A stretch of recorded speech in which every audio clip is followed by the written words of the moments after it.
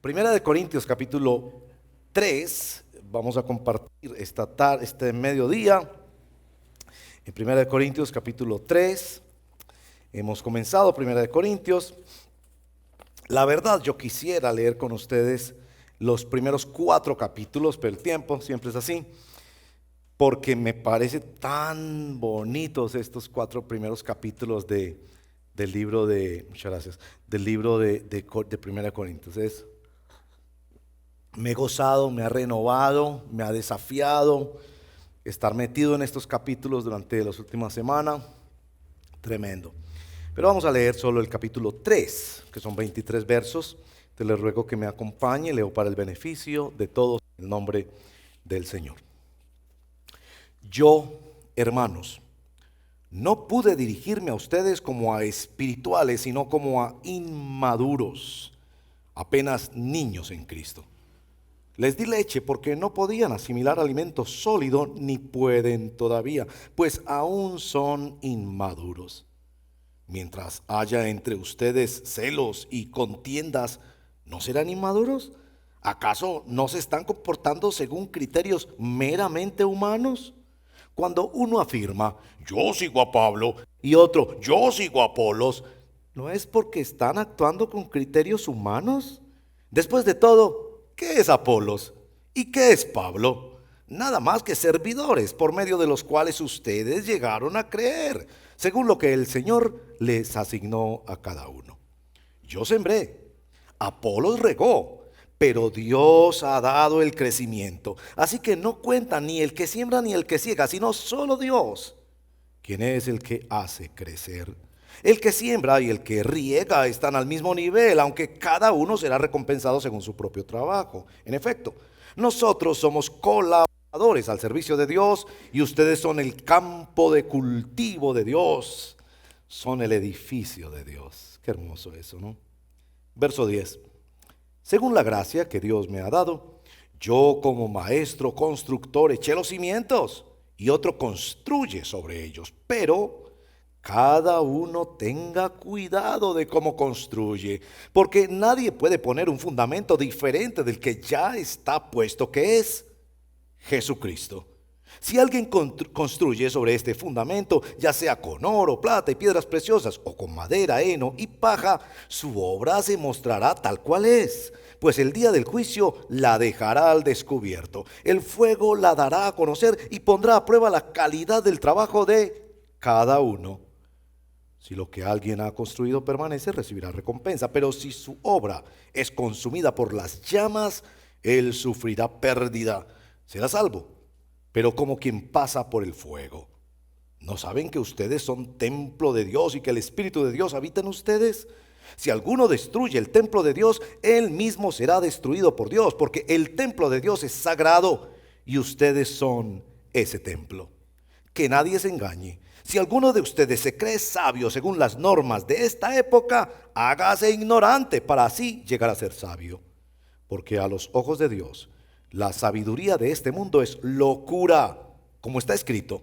Él atrapa a los sabios en su propia astucia. Y también dice, el Señor conoce los pensamientos de los sabios y sabe que son absurdos. Por lo tanto, que nadie base su orgullo en el hombre. Al fin y al cabo, todo es de ustedes, ya sea Pablo o Apolos o Cefas o el universo, o la vida o la muerte o lo presente o lo porvenir. Todo es de ustedes y ustedes son de Cristo y Cristo de Dios. Esta es pues la palabra del Señor. Oremos. Señor, qué hermoso que tú nos digas en este texto, primero que nos llames inmaduros y niños, y después que nos digas que todo es nuestro. Qué forma en la que la palabra nos abofetea y también nos consuela. Padre, hoy necesitamos mucho discernimiento y entereza para reconocer, respetar y acatar a nuestros líderes espirituales. Pero más que eso, hoy necesitamos Discernimiento para identificar en nuestro corazón actitudes contaminadas, extrañas, con las que estamos escogiendo qué seguir, cómo seguir, a quién seguir, y destruyendo así la unidad del cuerpo de Cristo y muchas veces afectando a esos mismos líderes. Ayúdanos a ver nuestro corazón como un espejo a la luz de esta palabra. Te lo pedimos en el nombre de Jesús nuestro Señor. Amén. En el capítulo 1 de Primera de Corintios aparece un verso que podríamos decir es la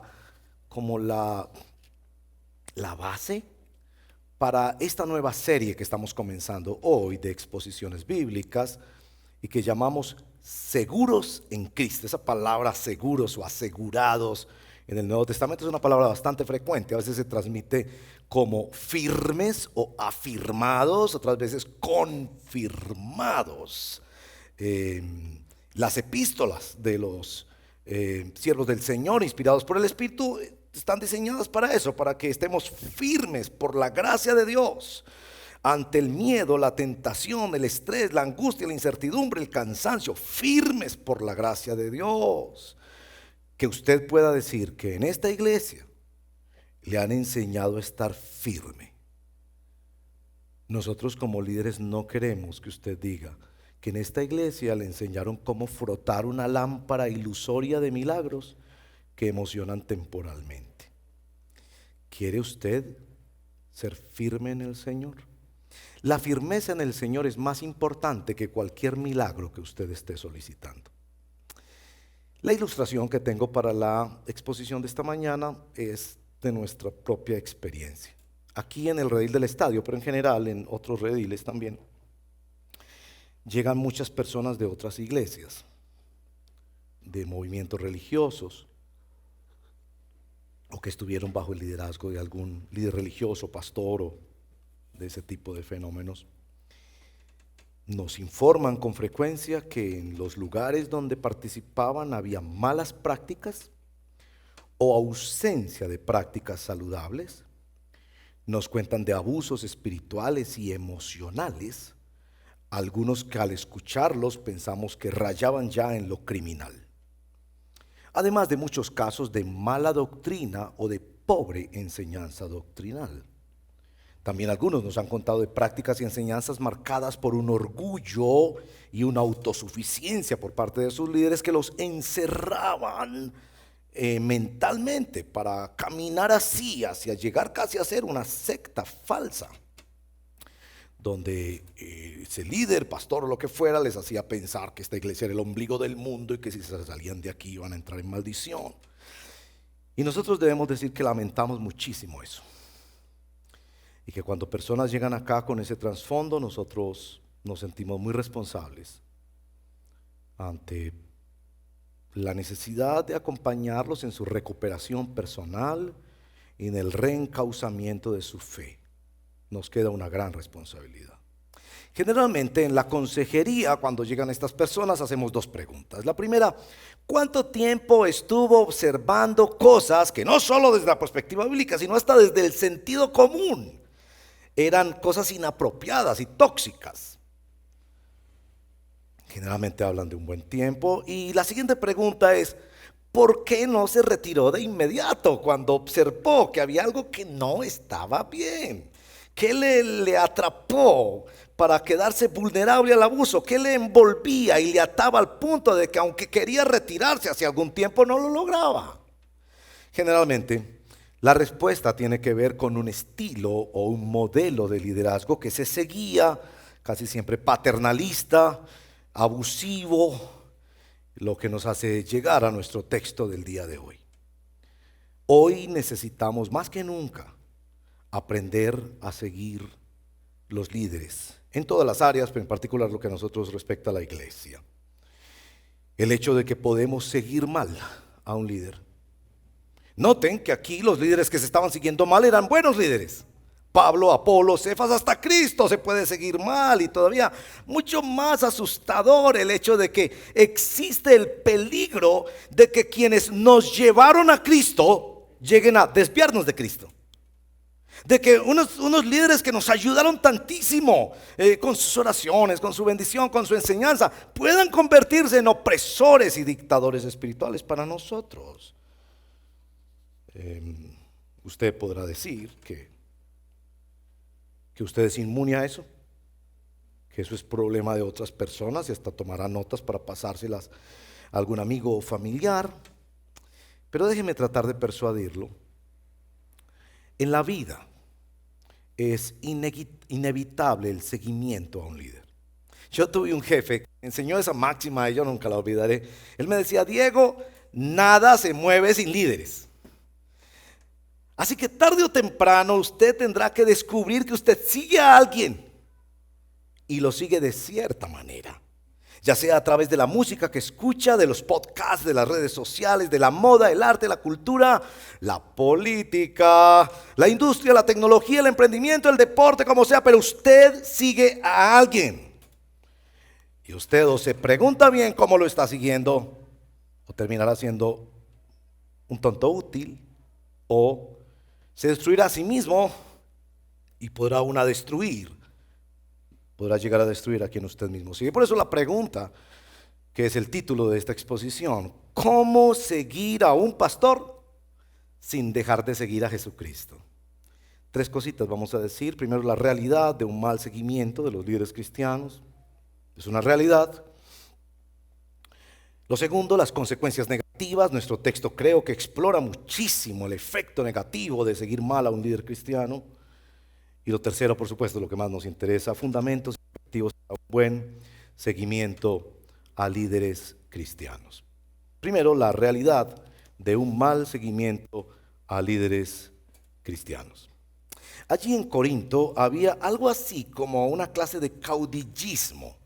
Esos personajes, como en América Latina, en el siglo XIX, este fenómeno se ha estudiado ampliamente a partir del siglo XIX, después de las luchas republicanas y las independencias, surgieron esta forma de líderes, ¿no? Que son personajes que por su sacrificio, su habilidad, su carisma, sus dones especiales o el momento de la historia en que aparecen, la gente les entrega como esto es la esperanza de este país.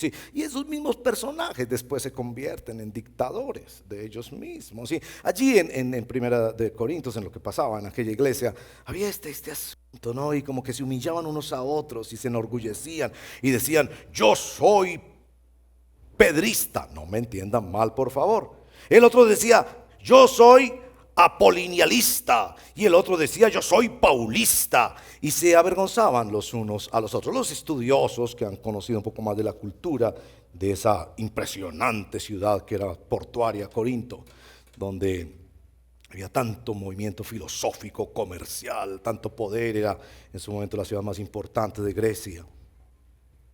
Había un modelo de liderazgo donde la gente se identificaba con un maestro, un mentor, y eso era como lo más importante de su hoja de vida. Quizás como algunos se enorgullecen hablando de su alma mater, quieren contarle a todo el mundo que estudiaron allí y allá. Bueno, eso era como esconderse detrás de un líder y poner ahí todas sus esperanzas y menospreciar a los demás porque yo sigo a este y al otro, ¿no? Pablo, en el texto que leímos, claramente les está diciendo que eso no es otra cosa que una niñería. Una niñería tremendamente peligrosa. Miren el capítulo 3, verso 1 al 4. Hermanos, no puedo dirigirme a ustedes como espirituales, sino como inmaduros, apenas niños en Cristo. Les di leche porque no podían asimilar alimentos sólidos, ni pueden todavía, pues aún son inmaduros. Mientras haya entre ustedes celos y contiendas, ¿no serán inmaduros? ¿Acaso nos están criterios meramente humanos? Cuando uno afirma, yo sigo a Pablo, y el otro, yo sigo a Apolos, no es porque están actuando con criterios humanos. Bueno, la palabra real que aparece allí en griego es sárquicos, es carnales. En la Reina Valera ustedes notarán que usa la expresión carnales, también se usa para decir mundanos. Están metiendo dentro de la iglesia modelos de liderazgo mundano. ¿Les suena eso común a los textos de mercadotecnia de hoy en día? Ellos se sentían en el derecho de escoger sus líderes como si fuera un buffet o el menú, como pedir a domicilio, yo quiero esto y aquello, y se menospreciaban unos a otros con eso. Miren, en el capítulo 4, verso 6, al final del verso, asimismo ustedes podrán engreírse de haber favorecido al uno en perjuicio del otro. Yo sigo a este, yo sigo al otro. Pablo está aquí, no solo cuidándolos del caudillismo, sino cuidando su propio ministerio, porque podrían seguirlo a él, que yo pienso, diríamos que es un buen líder, y seguirlo mal, interpretarlo mal y aún abusar de él. ¿Cómo se ve el caudillismo hoy en día en la iglesia? Bueno, yo creo que la pandemia y la internet en este último año ha ofrecido ayuda, pero también ha aumentado el problema. Déjenme les explico. Ha ofrecido ayuda porque algunos de ustedes mismos nos han contado que fue gracias a la pandemia y a la internet que ustedes se dieron cuenta que habían otras iglesias. Porque estaban en iglesias que les hacían pensar que eran el ombligo del mundo y que si escuchaban a otro pastor, ¡oh! Y que no sé qué, porque este es el ungido, es el non plus ultra del mundo, entonces que salirse de esa unción y de esa bendición era muy horrible. Pero como llegó la pandemia, les tocó googlear y se dieron cuenta que, oh sorpresa, hay otras iglesias que predican el evangelio. Hay otros siervos del Señor que, apoyados en la palabra del Señor, enseñan su palabra. ¡Qué bonito! Y empezaron a seguir otras congregaciones. Lindo, ¿no? Entonces, en ese sentido, yo pienso que esta temporada ha ayudado, pero también ha empeorado. Porque entonces ya escucha la alabanza de una iglesia, la predicación de otra iglesia, y diezma en otra iglesia. Y todo a domicilio, sin compromiso, sin rendir cuentas. Usted escoge este que es como más elegantico, o aquel que es como más atrevido, o este otro que ya no le gusta, pues no lo escucha la siguiente semana, ¿no es cierto? O el que le recomendó una prima, bueno, y así se van, ¿no? Entonces terminan siguiendo a 50 líderes, todos escogidos a la carta, con un menú a domicilio, mal alimentados pero felices y pensando que están agradando a Dios. Hermanos, la carga más importante de estos textos no está en la caracterización del líder, sino en la caracterización del seguidor. No es que el líder no tiene responsabilidades. Ya el Nuevo Testamento nos ha dicho que los pastores y maestros bíblicos somos merecedores de mayor condenación si no nos portamos bien y si enseñamos mal. Eso está claro en el Nuevo Testamento. Pero en estos 4 capítulos, Pablo pone la carga sobre los seguidores. Entonces la solución no es sencillamente cambiar de seguidor, es cambiar de líder, sino descubrir dónde está mal tu seguimiento y seguir de una manera apropiada a los siervos de Dios. Ambas son cosas que hay que atender, pero en este texto Pablo está claramente poniendo más énfasis sobre el hecho de que pueden ser buenos líderes, Pablo, Apolos, Pedro, Cristo, pero los están siguiendo mal. O bien los están siguiendo superficialmente, o bien los están idolatrando. Primera de Corintios es la carta más práctica, más realista, más franca y más atrevida del Nuevo Testamento.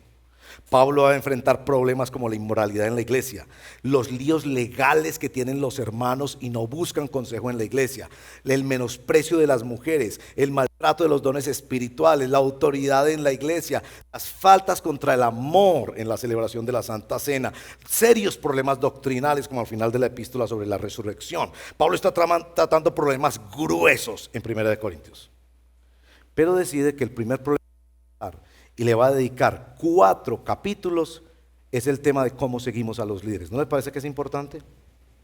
Es una realidad que necesitamos aprender a seguir líderes. No asumamos erróneamente que nosotros somos neutrales. Usted tiene una forma de seguir, o bien con una tendencia superficial a que tus pastores y líderes no se meten en tu vida, o bien en una manera idolátrica a que casi les preguntas qué cepillo de dientes compras cada semana. En segundo lugar, las consecuencias negativas de un mal seguimiento de líderes cristianos. Y bueno, Pablo Ahí en el capítulo 3 los está acusando de promover una visión anticristiana e inmoral de lo que es un siervo de Dios o un líder cristiano. Los llama carnales, inmaduros, niños que no les puede hablar de cosas profundas de la Escritura, sino quedarse en la superficie. Eso es serio. ¿Cuáles son los peligros y los efectos nocivos de un seguimiento inapropiado a los líderes? Bueno, menciona varios. El primero es el tema de que atenta contra la unidad cristiana. En el capítulo 1, verso 10, ustedes ven el corazón desgarrado de un pastor diciéndole a su congregación que él mismo plantó: les suplico, hermanos, en el nombre del Señor Jesucristo, que todos vivan en armonía y que no haya divisiones entre ustedes, sino que se mantengan unidos en un mismo pensar y en un mismo propósito. ¿Por qué? En el verso 11 lo va a decir. Digo esto, hermanos, porque algunos de la familia de Cloé me han informado que hay rivalidades entre ustedes. Me refiero a que unos dicen: yo soy de Pablo, yo soy de Apolos, yo soy de Cefas o de Pedro, pero no soy de Cristo. Evidentemente atenta contra la unidad. ¿Saben? Yo le he dicho varias veces ya al cuerpo de liderazgo de la iglesia, que me encanta llamarlos líderes siervos. A mí me gusta mucho esa combinación de palabras. Pero yo creo que un líder sí es un líder, ¿cierto? Es una palabra anglosajona, pero que se ha incorporado en el español. Es alguien que va adelante, que es de frontera, que es de vanguardia, que hace algo, por Dios, que no se sienta ahí a criticar. No, hace algo, sirve, le mete el hombro, participa en todo, abre caminos, da ejemplo, es líder. Pero también es siervo, es una persona que se humilla, que reconoce que él no es más que un instrumento de Dios y que considera es un privilegio poder servir a los hermanos, no está en una posición de superioridad o de autoritarismo sobre los hermanos. Me encanta eso. Y cuando nos hemos reunido, somos unos 70 aquí, en los últimos meses nos hemos reunido. Yo les he dicho siempre, hermanos, vea, lo más importante para nosotros es guardar la unidad de la iglesia. Lo más importante para nosotros no es crecer. Si hay números o no hay números, Dios se ocupará. Pues el texto no dice que el crecimiento lo da Dios. Para mí es guardar la unidad. Y guardar la unidad supone cercanía. Porque es muy fácil guardar la unidad con una iglesia multitudinaria, donde se apagan las luces y tú vas una vez a la semana a ver una música preciosa y un predicador que divierte. Lindo, es que usted no tiene problemas con nadie. Pero estar cerca, hacer viajes misioneros juntos, planear cosas juntos, meternos en un curso de la IBE juntos, enseñar juntos, caminar juntos. ¿Disfrutas las mieles de la iglesia? Sí, pero también los vinagres de la iglesia. Porque somos seres humanos. Se nos olvida reconocer, agradecer, saludar, apreciar, mirar a los ojos, cuidar. Se nos va la mano diciendo lo que no deberíamos decir. El hermano se resiente: perdóneme, hermano, esperemos a ver que nos perdone. Y vamos ahí avanzando paso a paso. Pero esa es la unidad que hay que cuidar. Y Pablo dice: el peor daño que están haciendo es cuando empiezan a seguir mal a sus líderes, idolatrándolos o superficialmente tratándolos, que yo soy de esto, que yo soy de este. Menosprecian a unos, favorecen a otros. Segundo error, efecto negativo del mal seguimiento: se centra en el hombre. En el capítulo 2, verso 5, Pablo les está diciendo claramente: para que la fe de ustedes no dependiera de la sabiduría humana, sino del poder de Dios. Este capítulo 2 es una cosa tremenda. Yo lo quiero estudiar más, porque ahí poder de Dios no es milagros. Ahí lo que Pablo les está enseñando es que ellos llegaron a la fe no por la sabiduría que piden los griegos, ni por los milagros que piden los judíos, sino por una intervención del poderoso Espíritu Santo. Hermanos y hermanas, yo no me voy a cansar de decir esto. Si usted llega a saber que es un pecador que va al infierno y tiembla por eso, es por el Espíritu Santo. No es que usted llegó a esa deducción por la filosofía, porque usted es muy inteligente, porque tuvo un buen maestro. No, fue obra de la sabiduría preciosa de Dios. Y claramente está diciendo que esa sabiduría es una locura. La razón de ese texto del capítulo 2 de Corintios es muy importante con respecto a la historia. Pablo llegó a Corintios, capítulo 18 del libro de Hechos, después de pasar por Atenas. Los biógrafos de Pablo dicen que él salió de Atenas aplanchado, porque llegó a Atenas. Él tenía una gran formación filosófica y esperó que los filósofos atenienses creyeran el mensaje. Si usted ve la predicación que la estructura hermosamente en el capítulo 17 de Hechos, por Dios se las puso en bandeja por Dios, porque no aceptan que Dios ha enviado a un Cristo a la tierra para que muera y resucite y le dé una esperanza a la humanidad que no puede encontrar en ningún otro lado. Algún día te oiremos de eso. Unas pocas personas siguieron a Pablo. Pablo llegó apaleado. Llega a Corinto está rechazado en la sinagoga, aquí y allá, problemas que lo meten, bueno, todos los problemas que Pablo vivió. Y una noche el Señor tiene que levantar a su siervo, porque los siervos también son aplanchados, ¿no? Y le dice: Pablo, ánimo, Pablo, le dice el Señor, pero yo tengo mucha gente en esta ciudad.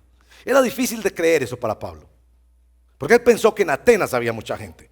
Ahora llega a Corinto, una ciudad rica, llena de comercio, de filosofía, de educación, y el Señor le dice: tranquilo, Pablo, yo me encargo. Y Pablo aprendió esa lección, es que Dios lo hace a través de su poder, no del convencimiento humano, de las señales que hiciera Pablo. No, él no iba a convencer a nadie. ¿Saben eso? Nosotros no convencemos a nadie. Nosotros no somos más que testigos, y los testigos no convencen. Los testigos solo cuentan lo que vieron. Él cuenta de un Cristo crucificado y resucitado, y por eso él insiste. Ahí en 1 Corintios 2, yo decidí no ir con sabiduría humana, sino solamente a predicar a Cristo y a este crucificado. Eso es esencial, hermano. Estamos poniendo en peligro la doctrina cuando nosotros seguimos mal a los líderes. Porque cuando nosotros no predicamos y presentamos a Cristo crucificado, yo tengo que decirlo con mucho dolor, pero yo soy testigo de eso. Mi esposa piensa que yo soy masoquista, porque yo escucho a muchos predicadores. Y yo me pongo a esperar a ver en qué momento mencionan al Cristo crucificado. Ellos hablan de los 3 principios para una familia feliz, de las 3 formas de obtener la bendición, de los 5 pasos para una vida plena. Y yo digo: pero dame a Cristo, muéstrame a Cristo. Porque todo eso lo predican hasta los mormones. Y yo no digo que no está bien seguir los 3 principios para una familia feliz. O sea, está bien. Salude a su esposa todas las mañanas, dígale: mi amor, amaneciste bella. Así tenga pues los coros en la cabeza: te amo mucho, mi amor. Y pídale el permiso a la esposa y no tome decisiones solo, mucho menos de tarjeta de crédito. Y por favor, hónrela frente a sus amigos, preséntela como su señora. Claro, eso es muy importante, pero eso no salva a nadie. Eso sí le da una vida un poco más tranquila y evita problemas. Pero es que el corazón del evangelio es salvar de la condenación eterna. Y Pablo se dio cuenta que hay que anunciar a un Cristo que es un Dios que tuvo que crucificarse. Tu problema es tan grande que Dios tuvo que crucificarte para resolverlo. El punto no son 3 principios para una vida feliz. Y el amor de Dios es tan grande que se crucificó para decirte que te ama y que tiene un mejor y maravilloso destino para ti por pura gracia, que no es por obras, que es por la obra perfecta del Señor Jesús. Pablo aprendió la lección. Yo no me voy a volver a ir con argumentos para impresionarlos con ejemplos, impresionarlos con estadísticas, impresionarlos con 4 principios. Todo ese lenguaje que se escucha tanto en iglesias, lamentablemente, donde uno dice: oíste, fue bueno lo que él dijo, pero presentó a Cristo, presentó el evangelio. Esta gente va a salir con un hogar más feliz, pero para el infierno. Esta gente no se le está diciendo que solo Cristo hace una obra tremenda de transformación en los corazones. Entonces Pablo notó que esto se estaba centrando en el hombre. ¿Por qué? Porque estaban siguiendo mal los líderes. Ellos pensaban que la clave era quien les predicaba. Ellos pensaban que la clave era cómo se satisfacían las expectativas humanas de conocimiento o de milagro. En tercer lugar, de capítulo 3, verso 11, otro fundamento. Porque nadie puede poner un fundamento diferente del que ya está puesto, que es Jesucristo. Seguir equivocadamente a un líder termina poniendo el fundamento en el hombre. En estos días hay tanto de eso, tanto culto a la personalidad. Yo googleo mucho porque me interesa saber cómo está la iglesia en América Latina, porque Dios me ha pedido servir a la iglesia. Si no importa qué dice, no importa qué enseñe, lo importante es, no sé, ese culto a la personalidad, el tipo que parece que con sus palabras lo resuelve todo, que es bonito, que se viste bien, que tiene un auditorio inmenso, que tiene medios sociales, no sé, yo digo: Dios mío, el fundamento es Cristo. No es pastor, por bueno que sea, porque claro, hay pastores que yo admiro enormemente y que son grandes maestros de la palabra, hombres de santidad y de oración, que yo pido al Señor que me dé el seguir esos buenos ejemplos. Pero era ese tema de que ellos estaban poniendo su mirada en hombres y tienen que decirle el fundamento es Cristo. Bueno, cuarto consecuencia negativa, el orgullo, la presunción. Capítulo 4, verso 7. ¿Qué te distingue de los demás? ¿Qué tienes que no hayas recibido? Y si lo recibiste, ¿por qué presumes como si no te lo hubieran dado? Es que en la forma en que seguimos a los líderes, en un sentido como que nos ponemos por encima de ellos. Yo sé quién es bueno, yo sé quién es malo y yo decido ser de esta línea. ¿Sí? Qué lindo, ¿no? Eso está mostrando presunción. El tema aquí es finalmente el tema de la gloria de Dios. En el capítulo 1, verso 31, Pablo les dice, para que como está escrito, si alguien ha de gloriarse, que se gloríe en el Señor. Hermanos y hermanas, ni usted ni yo tenemos permiso para gloriarnos en otra cosa que no sea el Señor. Y yo sí quiero ser muy franco con ustedes. Yo sé que ustedes tienen unas discusiones en su familia, porque en sus familias hay otros cristianos. Y que muchas veces ustedes salen con expresiones como estas. En el redil si hacemos obra misionera, en el redil si hacemos no sé qué y tenemos instituto bíblico y no sé qué y no sé qué. Hermanos, eso es pecado. Nosotros no podemos andar comparando una iglesia con otra. Porque entonces lo que usted está diciendo es que el día que en su iglesia no hagan esto, ¿usted se va a ir a buscar otra o qué? Entonces el centro ahí es ¿quién? ¿La gloria del Señor o sus gustos personales? Y Pablo dice aquí, la gloria del Señor. Si ustedes miran estos 4 capítulos, se verán que todos los capítulos terminan en enfatizar la gloria del Señor. Que finalmente quien adoramos aquí es Cristo. Bueno, en tercer lugar, Pablo se ocupa de lo que debe ocuparse un pastor, y es poner el fundamento y corregir para que los hermanos puedan tener un buen seguimiento, aún de él mismo. Capítulo 1, verso 13 tiene esta expresión que para los traductores es de esos rompecocos. Porque el verso 13 empieza con esta expresión, ustedes lo verán ahí. ¿Cómo? Que algunos traductores dicen que lo que realmente se debería traducir es esto es el colmo. Esto es el colmo. Y entonces les hace estas correcciones, y por supuesto, este es Pablo que era tan ilustrado en la palabra del Señor. Su primera corrección es de orden doctrinal, y ahí en el verso 13 hace 3 preguntas. La primera pregunta tiene que ver con la integridad de Cristo y con la plenitud de Cristo. La pregunta es, ¿está dividido Cristo? Realmente lo que Pablo quiere decirles no es que Cristo pues se pueda dividir en partes, sino es íntegro Cristo. ¿Es completo Cristo? ¿Es satisfactorio Cristo? En Cristo encuentras todo lo que necesitas. Puede decir, todo lo puedo en Cristo. Es decir, Cristo va contigo, Él es tu Señor. Para poderles decir, a ver, si este es todo para ti, entonces necesitas a otro pastor, ya no sé quiéncito quiero. Es decir, necesitas más que a Cristo, es lo que me estás diciendo cuando me dices, yo soy de Pablo, yo soy de Apolos. Es decir, que Cristo es suficiente. Algunos estudiosos piensan que lo que Pablo está haciendo con estas 3 preguntas del capítulo 1, verso 13 es realmente repasando la confesión doctrinal que se hacía en el bautismo. Y yo, no sé, hoy he ofendido un poquito, yo creo, Señor me perdone, no sé. Pero voy a decir una cosa que dije en el servicio anterior y bueno, ustedes me perdonarán, no sé, no está bien pedir perdón antes de tiempo. Eso es un pecado, pero bueno. Pero yo les decía esta mañana, yo no puedo aceptar un cristiano que me dice que es cristiano y no se bautiza. Es como un hombre que dice que ama a una mujer y no está dispuesto a casarse con ella. Es decir, ¿es suficiente o no? ¿Es suficiente para dejar a tu madrecita y para dejar a tus amigotes de fin de semana y para dejar tus gustos personales de hacer estico y aquello trico? Porque es que no, mi vida privada, no sé qué. ¿Es suficiente o no? Y Pablo está diciendo, ¿Cristo es suficiente o no? Dímelo, ¿es suficiente o no para ti? La segunda pregunta también es doctrinal. ¿Acaso Pablo fue crucificado por ustedes? Claro, la respuesta es una pregunta retórica. La respuesta es no, Pablo no fue crucificado. Porque aun si lo hubiera sido, no sería una crucifixión expiatoria, porque no sería Dios crucificado, sino otro hombre crucificado que difícilmente podría pagar algo de sus pecados, pero nunca resolver su deuda con Dios. Así que la respuesta es clara. Claro, Pablo, que no. Pablo, ni Pedro, ni nadie fue crucificado. Lo que Pablo les está diciendo es que la esencia de la doctrina está en juego. La tercera pregunta: ¿o es que fueron bautizados en nombre de Pablo? Los que han estudiado más este texto dicen que seguramente el debate tenía que ver con el bautismo. Porque ustedes saben, ¿no? Este es orgullo. No, yo fui discípulo de Julano, y yo estuve en la academia Julana, y yo me eduqué bajo Julano. Y Pablo les está diciendo: a ver, tu compromiso en el bautismo fue con quién. Porque el bautismo es un altar matrimonial, donde tú dices: voy a vivir para Cristo para siempre.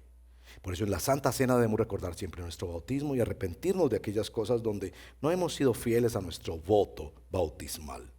Así que Pablo está poniendo la esencia en eso que dice en el capítulo 3, verso 11. No hay otro fundamento.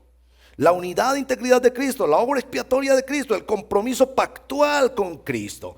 La segunda cosa que Pablo quiere corregir es la experiencia en el capítulo 12, capítulo 2, verso 12. La experiencia de ellos con el Espíritu Santo. Nosotros no hemos recibido el espíritu del mundo, sino el espíritu que procede de Dios, para que entendamos lo que por su gracia Él nos ha concedido. Muy importante entender eso, porque algunos piensan que la designación de poder en el capítulo 2 de 1 Corintios se refiere a poder milagroso. Yo estoy seguro que no. Se refiere al poder del Espíritu Santo de convencer un alma de que es pecadora y de que hay solo esperanza en Cristo Jesús. Y lo que Pablo está diciendo es: ten cuidado de qué me estás diciendo, porque hay mucha gente que no se convierte a Cristo sino al pastor. Hay mucha gente que está siguiendo a un pastor, y por buen pastor que sea, porque yo no quiero decir que todos, no, hay pastores muy buenos, pero por buen pastor que sea, ese no te va a llevar a la gloria, ni va a perdonar tus pecados, ni te va a dar la salvación. Pablo está tratando de decir: cuidado con su experiencia. Esto es lo que él llama la locura de la predicación de Cristo. Los judíos esperaban milagros, los griegos esperaban sabiduría, y él ya probó eso en Atenas y dijo: no. Yo voy a predicar una locura. La locura de que Jesucristo fue crucificado era una tremenda desilusión para los judíos, que esperaban señales y reconocimiento de su nación, para los gentiles que esperaban argumentos lógicos y sabiduría. Y Pablo les presentaba una cruz que les decía: este es su problema y esa es su única esperanza. Por eso en el capítulo 4, verso 7 les pregunta: ¿qué tienes que no has recibido? Porque hay solo un fundamento, que es la obra de Dios, aquí por medio del Espíritu, que convence y entrega las bondades de Dios. La siguiente corrección que Pablo hace es fundar lo que es la comprensión de lo que sería el liderazgo cristiano. En el capítulo 3, verso 3 al 5, pues me gustaría quedarme más ahí, porque me parece tan lindo este texto. Pero lo que Pablo hace aquí es realmente una descripción de lo que es, cómo deberíamos entender los líderes. Mire esto, ¿no? Esto es una cosa apoteósica. Después de todo, ¿qué es Apolos? ¿Y qué es Pablo? Respuesta a esa pregunta: nada. Miren, si dijeran Diego Cardona no es nada, yo diría: eso ya de por sí es un elogio. Pero Pablo, con la luz que tenía Pablo para entender el mundo, la eternidad, a Dios, las cosas espirituales, el evangelio. Pablo, y está diciendo: yo no soy nada. Y sigue en su argumento: nada más que servidores por medio, instrumentos, los cuales ustedes llegaron a creer según lo que el Señor le asignó a cada uno. O usted me va a decir que porque a usted le predicó el evangelio una viejita en el metro que no sabe leer, entonces usted cree menos en Cristo. Ya les ha dicho: miren su llamamiento en el capítulo 1 al final, miren su llamamiento, que ustedes no son las lumbreras del universo, les dice. Es que no importa quién te predicó, si fue una abuelita que ni sabía leer, pero te señaló a Cristo. Si él llegó a creer, no fue por la abuelita. No me ponga la abuelita en un pedestal tampoco. Si llegó a creer, porque el Espíritu Santo usó esas palabras humildes y sencillas, iluminó este corazón, vio su condenación, vio a Cristo y es un hermano en la fe. No me ponga la viejita en un pedestal tampoco. Y si fue el gran predicador del mundo el que predicó y ese día él fue iluminado, tampoco fue por virtud de ese predicador. Fue Dios que usó a ese siervo y que usó a esa sierva. A cada uno les dio sus capacidades, sus momentos, sus dificultades, sus educaciones o lo que fuera. Y Dios sencillamente usó, no somos más, dice él, que servidores por medio de los cuales han llegado a creer, según lo que el Señor le asignó a cada uno. Yo sembré, Apolo regó, pero Dios es el que ha dado el crecimiento. Así que no cuenta, miren, no cuenta ni el que siembra ni el que ciega, sino Dios, quien es el que hace crecer, el que siembra. Y el que ciega están al mismo nivel. ¿Les llama la atención eso? Al mismo nivel. No es que el pastor es más y el pastor no, no, al mismo nivel. Aunque cada uno obviamente recibirá una recompensa según su propio trabajo. Ya el Señor sabrá cómo recompensará a cada uno. En efecto, nosotros somos colaboradores al servicio de Dios. Y ustedes son el campo de cultivo y son el edificio de Dios. Bueno, en el capítulo 4, verso 1 y 2. Sí es cierto que los siervos de Cristo son encargados de administrar misterios de Dios. Tome eso en serio. Sí es cierto. Somos encargados, como vamos a comprometer en los votos ministeriales esta tarde al pastor Cristian y a otros 8 pastores, de administrar misterios de Dios. Pero es necesario que los que reciben ese encargo se les exige que demuestren ser dignos de confianza. Y hermano, yo no me canso de decir esto porque es que me duele la iglesia. Yo soy hombre de iglesia. Y yo veo hoy en día tantas cosas vergonzosas en la iglesia. Que yo digo, ese señor podrá predicar muy bien, podrá tener una cantidad de gente en su iglesia, podrá salir en todos los canales y tener millones de seguidores, pero qué vergüenza. ¿Cómo vive su vida? ¿Cómo le habla a la gente? ¿Cómo trata su propia salud? ¿Cómo ignora los principios esenciales del evangelio? ¿Cómo maltrata a la congregación? ¿Cómo construye una pirámide faraónica donde él es el señor de todo, como si él fuera dueño de la iglesia? Aquí nos da una comprensión de lo que es el liderazgo cristiano. Y finalmente hay una afirmación de la soberanía de Jesucristo sobre la conciencia del cristiano. Bueno, perdónenme, voy a la carrera, pero este es un tema. Dicen los teólogos en la historia que este es uno de los 2 grandes aportes de la iglesia bautista en la historia de la iglesia desde la perspectiva teológica.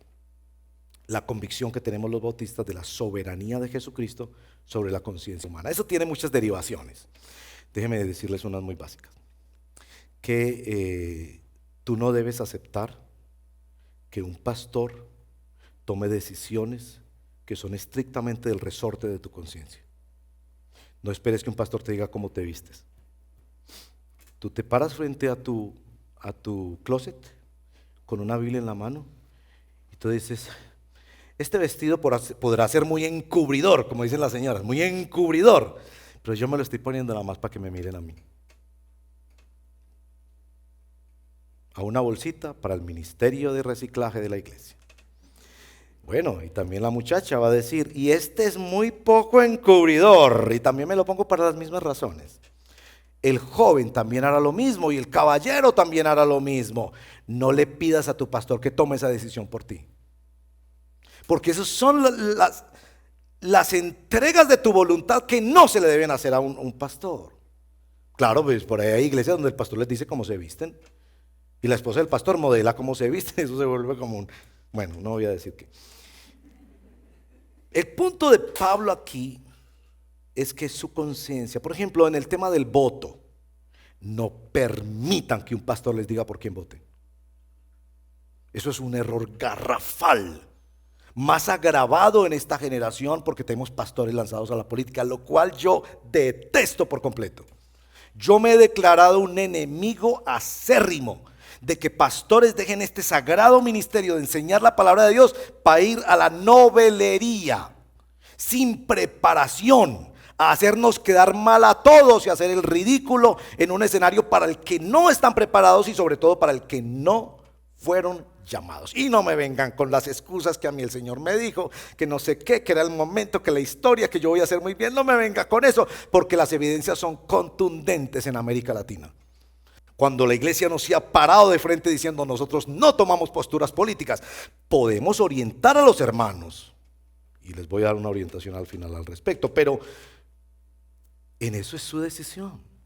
Es su decisión en oración, analizar los programas que los candidatos presentan y tomar una decisión.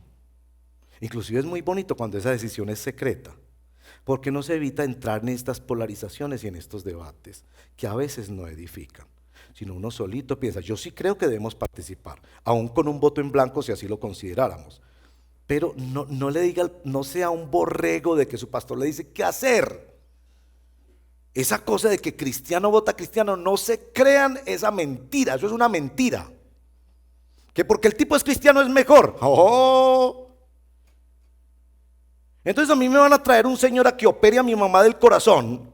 El tipo no tiene nada de experiencia, pero como es cristiano, yo voy a dejar que me opere a mi mamá. No. Podrá ser hasta que sea gay, pero si es el mejor cirujano de la ciudad, por favor, usted tiene la amabilidad de operarme a mi mamá. ¡Claro! Que no estamos escogiendo un cristiano, estamos escogiendo un administrador público, por Dios. Yo no sé en qué punto somos borregos y hemos perdido la dirección. Y Pablo aquí acentúa, verso 3, capítulo 4, ni yo mismo me juzgo, dice Pablo, y aunque mi conciencia, verso 4, no me remuerda, por eso no soy absuelto, porque quien juzga los motivos es el Señor. Verso 5, ese punto es muy importante para Pablo, porque Pablo está admitiendo que su conciencia puede ser errática. Miren, un pastor puede decirle con toda la sinceridad, abrir su corazón, no estar mintiendo y decirle el Señor me reveló y todo eso, y puede estar equivocado. Es que ese es un ser humano. Entonces hay que esperar que el Señor revele, como nos ha dicho en el texto, que la obra sea aprobada por fuego. Esperemos a ver, ¿cierto? Es decir, que porque es un pastor y que el Señor le dijo anoche, y usted venía a ver. Señor me dijo anoche que compremos una camioneta para la iglesia. ¿Sabe qué me dice el equipo administrativo inmediatamente? Pastor, muy lindo lo que el Señor le dijo. Venga, nosotros nos sentamos a analizar, es que esto es de analizar. Tenemos plata, la necesitamos, quién la va a usar, a nombre de quién queda, etcétera. Es que nosotros no somos borregos. Que porque el Señor le dijo a usted, cómprela usted, arriesgue su capital, pues si usted quiere, pues usted decide eso, es su conciencia. Y usted en su conciencia dice, no, es que a mí se puede, compre su camioneta. Pero que por eso va a obligar a otros. Entonces Pablo está diciendo aún aquí que su conciencia está bajo el señorío de Cristo, y en algunos campos él podría decir, mi conciencia no me remuerde, yo estoy consciente que no estoy haciendo esto por mal, pero un momento, el que me juzga es el Señor. Yo no me pongo por encima del Señor. Bueno, hermanos, Pablo hace una corrección doctrinal, una corrección experiencial, una corrección del liderazgo cristiano y una corrección en la conciencia del cristiano que está solo bajo la soberanía del Señor Jesucristo. Conclusiones y aplicaciones. Tengo 3 conclusiones y 2 aplicaciones, espero que me aguanten porque sé que me estoy demorando más del tiempo. Primera conclusión. Hermanos, yo creo que todos debemos reconocer que somos erráticos y tenemos una tendencia malsana a seguir líderes. De pronto a usted le cuesta reconocer eso más, pero déjeme persuadirlo. ¿Usted ha visto que hay personas que tienen la tendencia a buscar parejas erróneas, tóxicas, manipuladoras? ¿Ha visto eso? Tal vez los que hemos vivido un poquito más esto, hemos visto eso. Yo no digo pues que en todos los casos, en algunos casos. El muchacho o la muchacha que uno se ponía a analizarle los novios que ha tenido y dice, esta no se consigue, no, muchachos que le hablan mal, vicioso, que la maltratan, no qué sé yo, ponga la lista que quiera. O al muchacho, te consigue siempre mujeres como que, no sé, como que, mira, ¿qué le pasa? ¿Se han dado cuenta de eso? ¿Sí o no? Nosotros tenemos el mismo problema, pero no con la escogencia de pareja, con la escogencia de líderes. Miren que el otro día yo estaba viendo a este señor de Miami que se divorció inmoralmente y dio unas explicaciones que no se las cree ni Mandrake. Y entonces me puse a verlo, ¿no? Y es como que lo embelezan a uno, ¿no? Como que lo embelezan. Y al final de la prédica, pues muy interesante, con todas sus cosas, y con esa grandilocuencia que hablan. Y hoy por siempre, y no sé qué. Yo llamé a Claudia. Gracias a Dios tengo una esposa que me protege. Y yo le dije, nosotros deberíamos mandarle una ofrendita a este señor. Es que uno tiene como una tendencia, es que nosotros tenemos una necesidad de que nos guíen. Entonces uno dice, este señor habla como que todo le funciona. Como que este sí tiene la varita mágica, como que este sí sabe lo que yo no sé. Y él me está diciendo, manda y siembra, que 10 veces ahora mismo lo declaro. Y tú dices, recojamos alguna cosita para mandarle a este señor. Hermanos, yo creo que francamente debemos reconocer esa tendencia.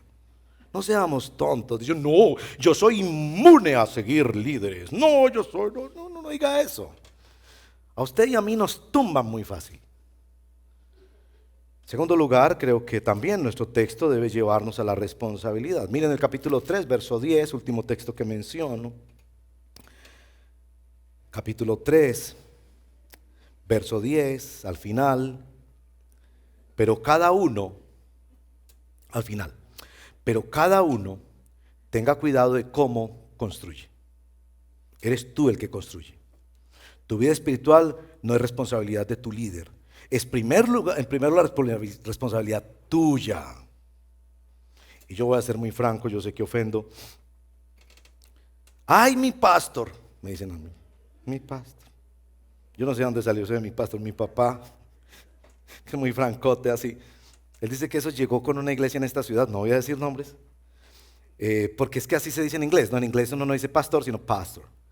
Entonces yo no sé si como que les ven, ay, pastor, bueno, ay, mi pastor, bueno, pastor. Yo soy tu pastor, bien. Pero se van a casar y no piden consejo. Se van a meter en un negocio, no piden oración. Se van a ir del país, van a tomar grandes decisiones, se van a poner a escuchar malos predicadores y mala doctrina y no consultan. Entonces digo, a ver, un momentico. Estás tratando superficialmente a quienes la palabra de Dios te está diciendo, sométete a tus pastores, que ellos cuidan por tu alma. Pero también hay otro extremo, ¿no? Que, pastor, ora por un carro. Y yo me pongo a orar por el carro. Nosotros oramos mucho por ustedes. Que Dios los bendiga.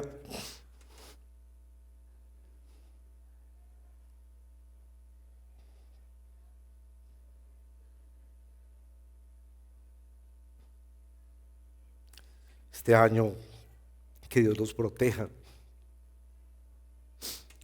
Con San Juan oramos que Dios los prospere en su cuerpo y en sus finanzas, como los prospera en su alma. Y nos gozamos mucho cuando nos llaman y nos cuentan. Y nos entristece mucho, hermanos, que llevan mucho tiempo sin trabajito. Y uno se pregunta, Señor, pero este hermano necesita, esta hermana necesita, ¿qué pasa ahí? Y Dios es soberano, Dios sabe y escucha nuestras oraciones. Y yo creo que cuando Dios nos pone a esperar es que tiene algo mejor. Pero bueno, vivimos eso. Entonces el hermano nos llama y nos dice, ven por el carrito. Bueno, y lo necesita para su trabajo y facilita el movimiento de la familia. Y yo le digo, bueno, y vas a llegar más temprano a la iglesia, ¿cierto? Bueno. Entonces cuando llega el momento del carrito, pastor, vení para que ores por el carrito. Bueno. Y créanme, con algunos de ustedes, con muchos, hemos ido trabando una amistad a través de los años muy bella.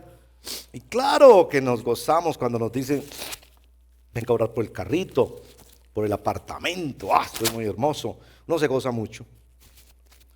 Y no me interpreten mal, yo me gozo y lo hago con mucho cariño, porque son hermanos que dicen, yo quiero consagrarle este carrito al Señor, y yo pues como aprovecho para disipularlo, entonces yo le digo, bueno, que en este carro todo lo que pase honre a Cristo, pero también que el Señor los guarde de un accidente y les permita terminar de pagar las cuotas, etc. Pero entonces resulta que de pronto yo voy a orar, y aquí hay una hermana que está con un problema con un hijo, pastor, ore por mí, venga, oremos un momentico. Y entonces yo le digo, mira hermano, yo no puedo ir a orar, que vaya el hermano Julano a orar por el carro. No, mi pastor, que yo quiero que ores tú. Entonces yo le digo, a ver, espérate, ¿la oración mía vale más que la del hermano? ¿En qué lugar me estás poniendo a mí? ¿Es que yo tengo una grifería directa del cielo o qué? Y ese es un entendimiento falso del liderazgo cristiano. Porque ponemos a los líderes como que solo la bendición viniera. Ahora, no nos entiendan mal, todavía nos encanta cuando nos llamas, pastor, ore por mí, porque hay más confianza, de pronto es un tema íntimo y el pastor conoce esa situación matrimonial, el hermano no me entiendan mal. Pero muchas veces es como, espérate a ver, tienes una mente católica donde como que todas las bendiciones vienen a través de una institución y de una persona y tú estás por ahí abajo en esa pirámide. No podemos idolatrar los líderes, pero tampoco podemos tratarlos superficialmente. Y cada uno aquí dice, mire bien cómo construye. Y sí, otra conclusión es que necesitamos líderes, pastores, maestros de la palabra. Oramos con el Señor en el Evangelio de Mateo. Rueguen al Señor que envíe obreros a su mies, porque la mies es mucha y los obreros son pocos. Y uno de los llamados esta tarde, ustedes que se van a conectar por YouTube a las 4 de la tarde, van a ver que yo voy a decir lo siguiente: que esta ceremonia impulse por la gracia del Espíritu el levantamiento de una nueva generación de pastores y misioneros para nuestra nación. Sí que los necesitamos, y Pablo en el capítulo 4 verso 15 reclama el hecho de que él es padre espiritual porque fundó esa iglesia, pero también dice, sigan mi ejemplo, una seguidilla que aparece en las epístolas de imítenme como yo imito a Cristo. Dos aplicaciones. Primera aplicación es para nuestra iglesia. Esta tarde en la ordenación, sin duda, debemos conectarnos todos en obediencia a la palabra, de honrar a los pastores, pero también en seguimiento a nuestro compromiso como una iglesia que quiere avanzar en el reino de Dios y servir a una ciudad, plantar iglesias, emplear misioneros, animar hermanos que funden instituciones que bendicen esta ciudad en el nombre del Señor y por su evangelio. Pero también es muy importante que nos conectemos para dar gracias al Señor. Y yo, hermanos, yo no sé, yo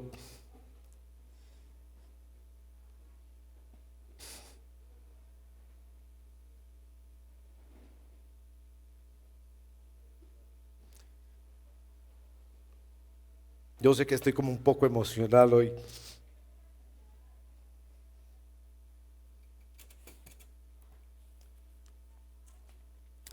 Ustedes me perdonan porque no quiero de ninguna manera llamar la atención sobre mis sentimientos. Eso es lo que yo decía en el otro servicio. Yo me siento tan feliz hoy,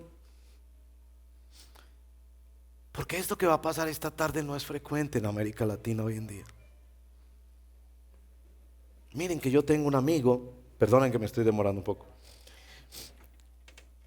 No predicaba hace 3 semanas, entonces como que me estoy desquitando. Ahora me van a regañar los otros pastores con toda razón. Pero tengo un amigo que estaba en el culto. Él no tenía la menor idea, ni su esposa. Y el pastor, que se cree profeta y que se cree dueño del micrófono de Dios, el Señor te dice, tú vas a ser el pastor de esta iglesia de ahora en adelante. La mujer lo codió y le dijo, mío, ¿usted sabía de esto? No tengo ni idea.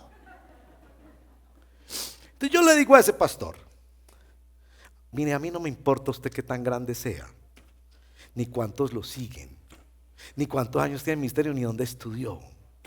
Yo tengo una Biblia que dice que en el ministerio no podemos ordenar sino, primero, personas que lo deseen, si alguno anhela obispado. Segundo, personas que tienen un criterio bíblico, que no sea un neófito, y que ese criterio debe ser confirmado por la iglesia, inclusive por los que no son de la iglesia. Los de afuera deben mirar ese ministerio y dar buen testimonio de él. Entonces no es el embeleco de que usted se sintió esta mañana después del desayuno que el Señor le habló. Mire, guárdeselo para usted mismo, como dice San Pablo. Pero aquí hay unos procesos que hay que vivir. Y a mí una de las cosas que me llena de mucha alegría hoy es que en estos 9 hombres que van a consagrar su vida al ministerio esta tarde, uno ve procesos. Uno ve pastores detrás de ellos que los mentorearon, los acompañaron. Muchos de ellos han esperado hasta 7 y 8 años para llegar a ese momento. Eso no ha sido porque estudiaron en el seminario, porque el seminario educa teólogos, pero no hace pastores. Los pastores los hace la iglesia. Los pastores los forma la iglesia, no una institución fuera de la iglesia. Esa institución ayuda porque ellos necesitan aprender teología, pues algo necesitan aprender, ¿cierto? Y otras cosas más, escribir, qué sé yo, otras cosas más. Y agradecemos al Señor, por supuesto, por el ministerio de los seminarios y la educación teológica, muy necesaria, muy necesaria. Pero yo digo, aquí hay un proceso. Y yo digo, qué bonito que todas las iglesias en América Latina vieran esta ordenación.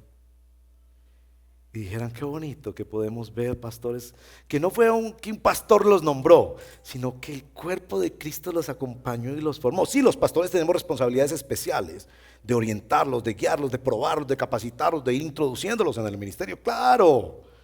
Pero finalmente es la iglesia la que participa en esa confirmación, reconocimiento y ordenación. Última aplicación y me perdonan, porque no quiero dejar esta aplicación. nuestro país. Yo creo que es en la iglesia donde aprendemos a seguir los líderes del país. Nada se mueve sin liderazgo, necesitamos líderes.